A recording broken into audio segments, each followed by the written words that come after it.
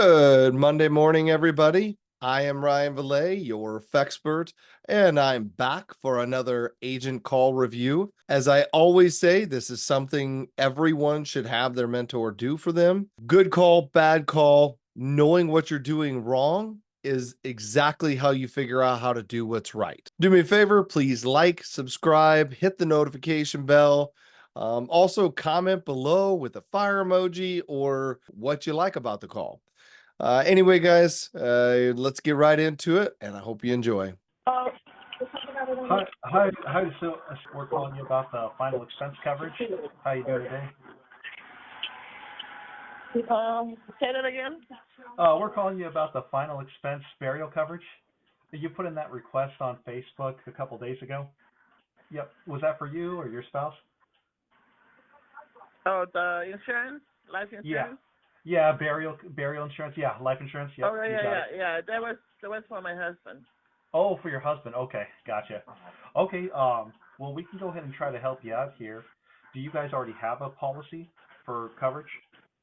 I do, but not my husband. Well, Not your. he had one, but I think it was taken out from his bank, and he something with his card, and he forgot that he has to Oh.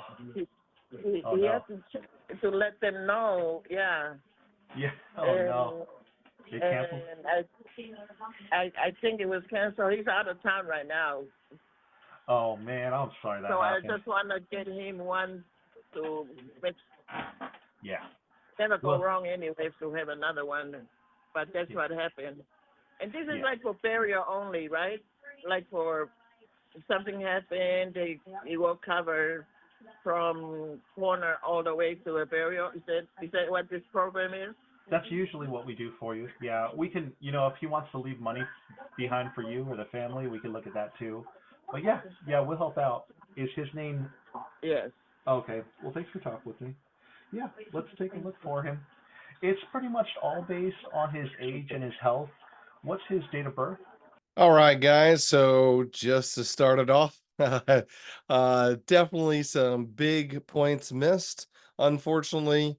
So the first thing that I'll mention is the intro was a bit rocky.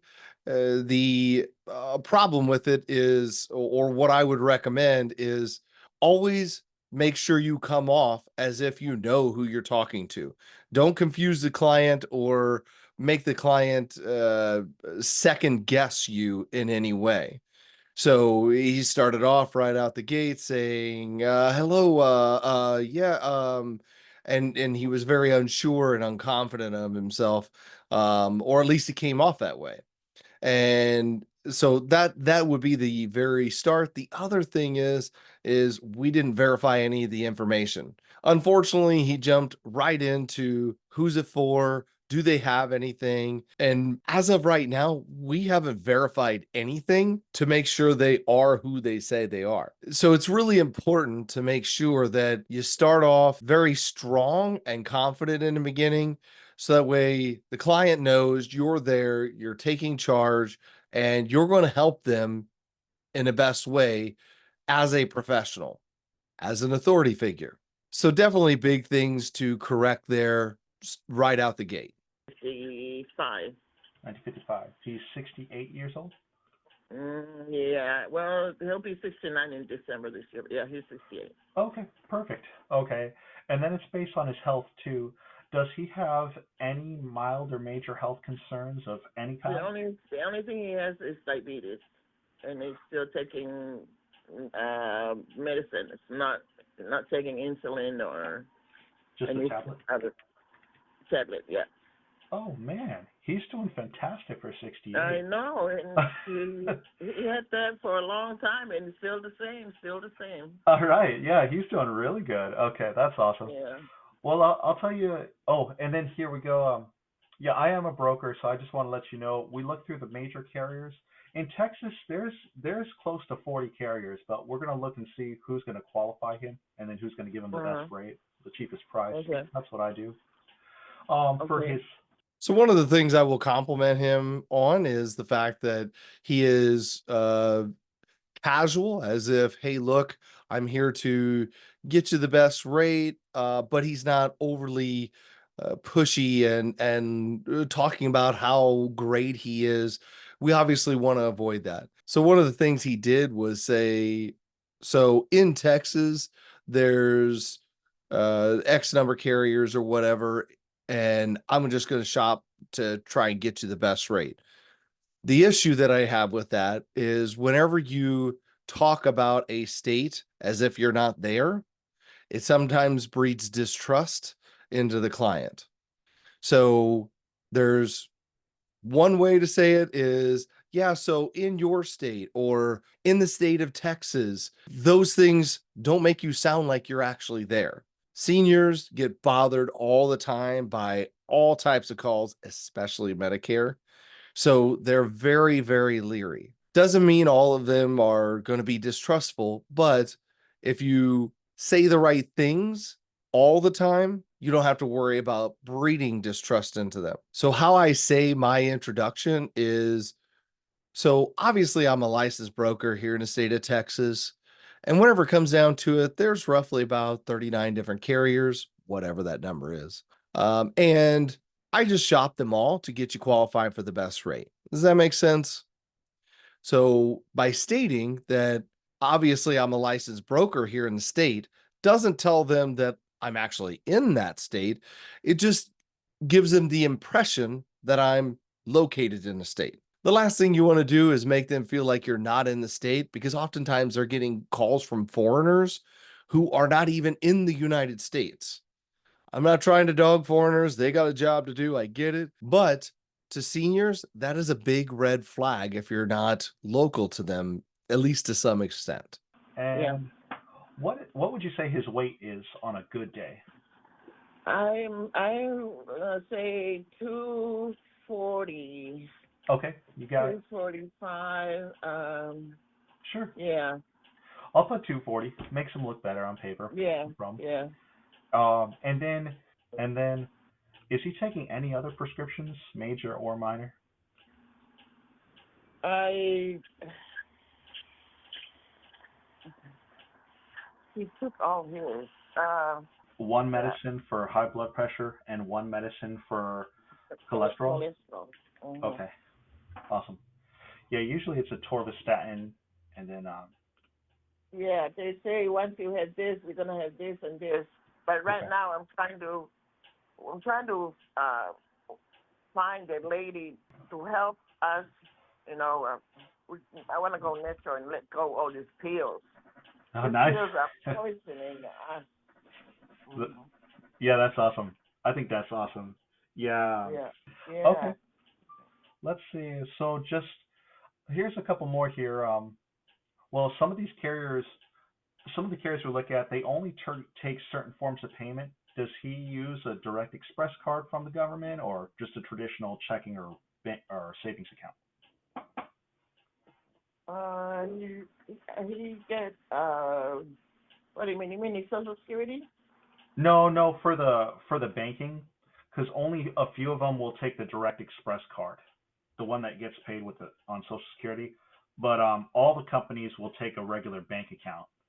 Does he have a regular bank account? Oh yeah. Uh-huh. Okay. That way we can shop all the companies. He'll get better discounts. All right. And then does he smoke or any tobacco products? No, no smoke, no drink, nothing of that. Nothing? Okay. That's good. Any Uh-huh. COPD, asthma, oxygen, inhalers? No, no. Okay. One of the good things that he is doing is he is kind of peppering in the things that we should be doing, like asking if they have a bank account. So in sales, you want to make sure to avoid being negative or placing things in a negative manner. So in this case, he was talking about the card. Not every carrier takes the card, but they do take a bank account. By saying it that way, it comes off in a negative manner. And what happens if they have a card? Well, now they feel like they're getting screwed because they don't have a bank account. So just placing it in that way definitely makes it sound more negative. Unfortunately, he didn't truly get whether they actually have a checking account. by stating, so you actually have a bank account, right? There are many people I've run into who think that just having a Direct Express card or just having a Chime card is an actual bank account. So you can say it in many ways, but you do have to point out, so he has like a checking account with an account number, routing number, or he has a checking account, or is it just a savings account? By asking it that way, that allows the client to feel a little more comfortable and not feel like there's such a limit to what can actually be done. Another thing I want to point out is we weren't even 3 minutes in and we were talking about health questions. There hasn't been any mention of what their why is. What are they wanting to do? Is he wanting to be buried? Is he wanting to be cremated? Why is he looking? How long has he been looking? We literally know nothing. We verified nothing of theirs.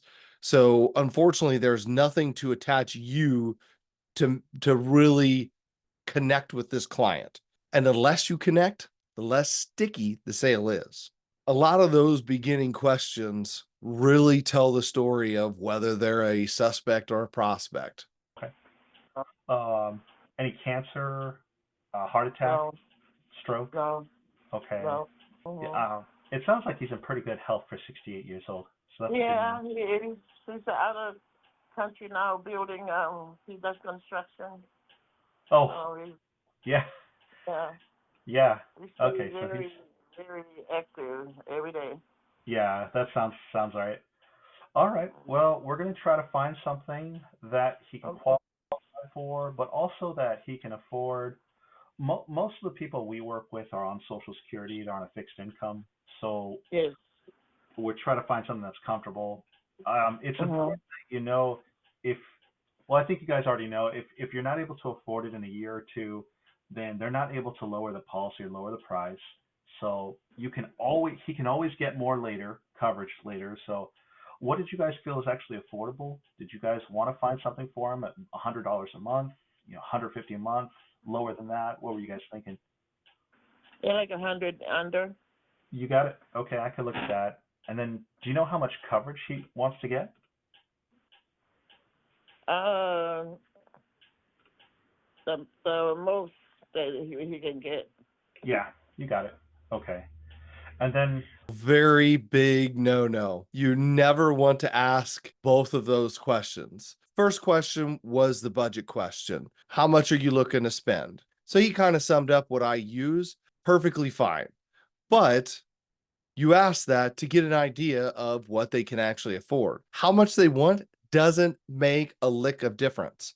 That's why we state in our script, I could look at $1 million, but if you can't afford it, what's the point in talking about it?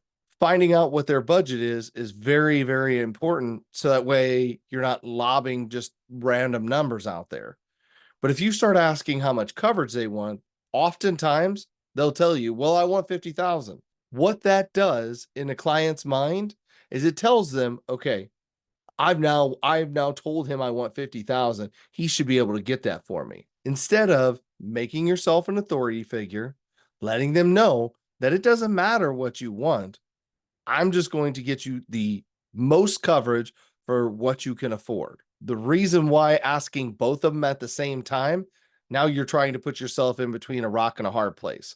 Because if you find out their budget and then you find out that they want 50,000 and those don't mix at all, there's no way they're going to buy it. Most of the time, it never fails that those two do not align. I don't ever recommend asking how much coverage they want. Biggest reason is it's because when it comes to what they want, oftentimes is not what they can afford.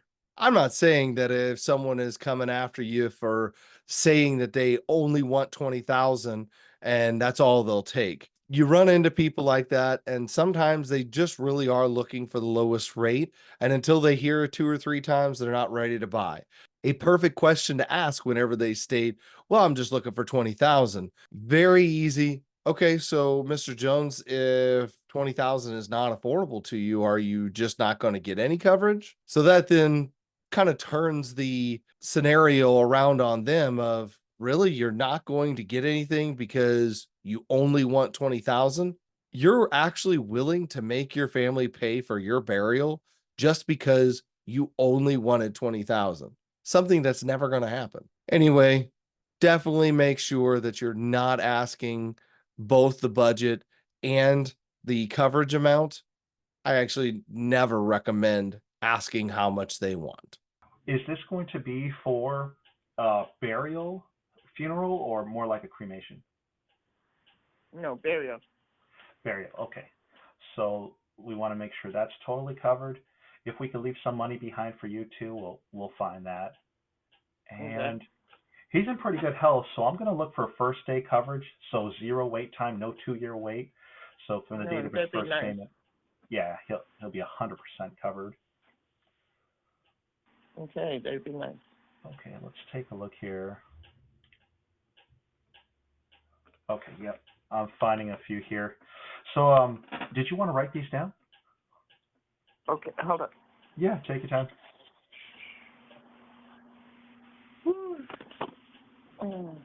Never ask if they want to write it down. Always make them write it down. You always, again, want to assert yourself as an authority figure. So, Mrs. Jones, if you could go grab a pen and piece of paper for me real quick. I'm just going to give you some numbers. I want you to be able to see them and understand exactly what we're talking about. Okay. Okay, so yeah, you guys definitely don't want the policy for $400. That's crazy. That one doesn't look good. Okay, and then I'm finding a few here. I'm going to give you a range here. I wanted to check for the beneficiary. It says if he passes away, you're the one that would have to pay for everything if he didn't have a policy. Yeah. Okay, so he wants to protect you. Okay, And that's awesome. it's not me, then it goes to our son, and our son's name is the same as him, so Junior. Okay, so we want to protect the family. Okay. All right. So this is assuming he gets qualified. Assuming he gets qualified, if we looked at starting at $17,500 of coverage, that one would be, here we go, about $115 a month. If we looked at 115. Yep, 115. Yep, you got it. If we looked at For $17,500 of coverage on that one. If we looked at $15,000 of coverage for him, it would be $99.19. And they say burials usually the whole funeral is going to run around $10,000 to $15,000. So I feel like that hit your price range right there, $15,000. If we went to $12,500 of coverage, it would be just about $83.36 a month. how much? $83.36. Mm-hmm. Mm-hmm. So what we have to do though is make sure that he qualifies, because they could change the rate there. So just want to make sure he qualifies. Okay. So let's go ahead and get him qualified there. Okay. So good job on giving 3 options. The one small recommendation that I would give is avoid doing the 17,500 or the 12,500. When you start to add extra numbers in there, it can add confusion and cause somebody to really think, well, do I want 17,500? Maybe I want 17,800. They start thinking about all kinds of crazy stuff. If you give them the reason to second guess anything, they will second guess it.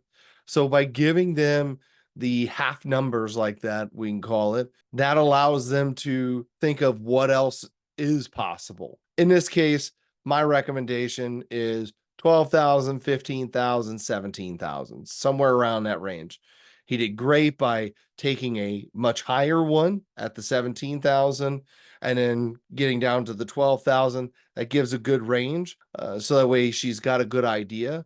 So that was perfect. Now he really hasn't asked for the sale. What he stated was, well, we got to get approved in order for him to basically keep the rate or see if he can get approved. Now he's just making a statement. He has no idea what she truly wants or what sounds the best. You really got to make sure that this is something they know they want, because if someone comes in and does a better job than you, they will take it very easily. And it doesn't matter oftentimes, even if it's a worse option than what you gave them, because someone did better, they'll just go with that person. Very important to, instead of, well, we got to see if we can get approved. I don't have any issue with stating we need to get approved because I don't make the decision, but also his rate could change. I thought that was actually a really good line, but you have to be asking, so which one of these makes the most sense, Miss Jones? By asking it that way,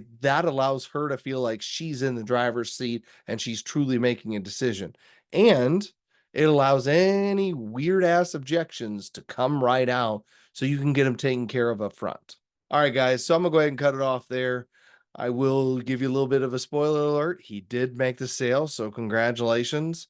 One thing that I will point out is if somebody really wants coverage, they're going to get it no matter what you say or what you do. When it comes to this particular call, it is very important to make sure that you hit all the key points and that you don't just gloss over or skip a whole bunch of things. If you miss those things, you are not implanting yourself as the authority figure, as somebody who is truly trying to help them, and you're not even finding out exactly why they want it or what they're going after. By knowing all those, you really make a good professional relationship with the client, so that way they remember you, and not only remember you, but keep their policy. If you're just placing orders, there's no reason to keep you around, especially if they talk to somebody else. And I promise you, it is highly unlikely that they're not going to talk to somebody else. These people love to fill out forms. It is so very important that you follow the script so that way these people will remember you. Anyway, guys, like I say every Monday, these calls are done for you, not to you. Don't forget to like, subscribe, hit the notification bell, leave me a comment, please. I love to read them. I answer every one of them myself. So I'll see you guys in the next one.